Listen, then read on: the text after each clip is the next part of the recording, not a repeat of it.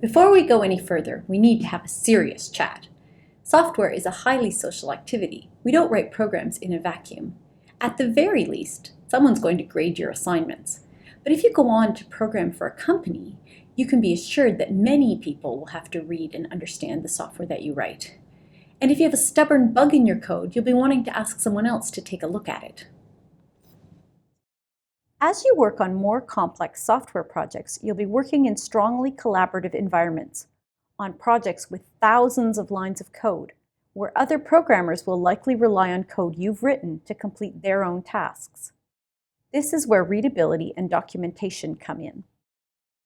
In C, white space between words and operators has no effect on the execution of your program.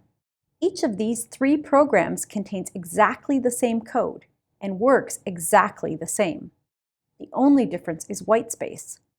But even though they all work, you can probably imagine how difficult it would be to read and understand a program with statements that are not clearly separated and formatted. Here are some very important style conventions that every programmer should follow. Operators should always have space on both sides.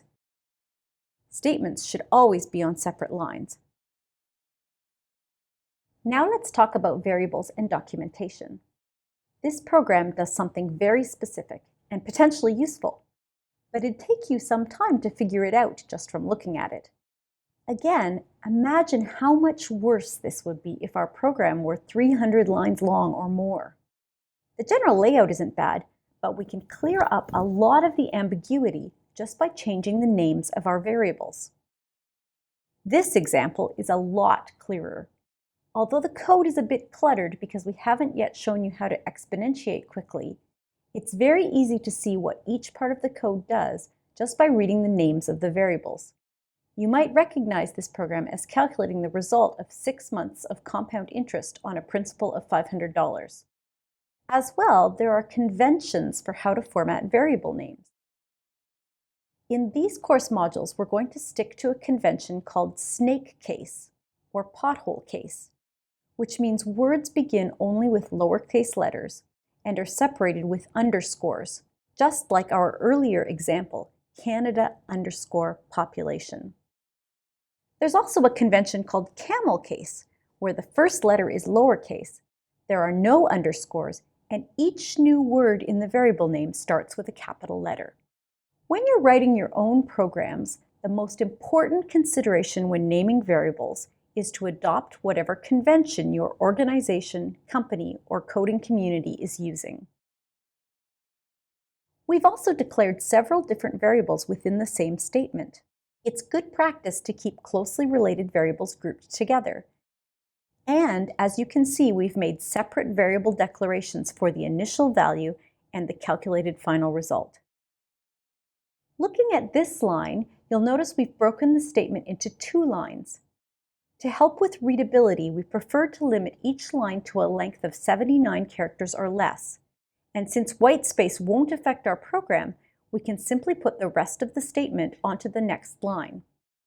We add an indentation to show that this is still part of the statement on the line above. Now, what would make this code even easier to read? One of the most important tools available to you as a programmer is commenting. Comments are English descriptions of what your software does, written by you for the benefit of any person who will be reading the code, including yourself. Comments are not executed as instructions. At the top, we've included a brief description of what this program does. The slash, followed by a star, begins a comment that will continue on as many lines as you like until the closing star, followed by a slash. The single line comments are denoted by a double slash, and they can also be included at the end of a line of executable code. Here we've written descriptions of each group of variables, followed by step-by-step descriptions of the algorithm to produce the final result.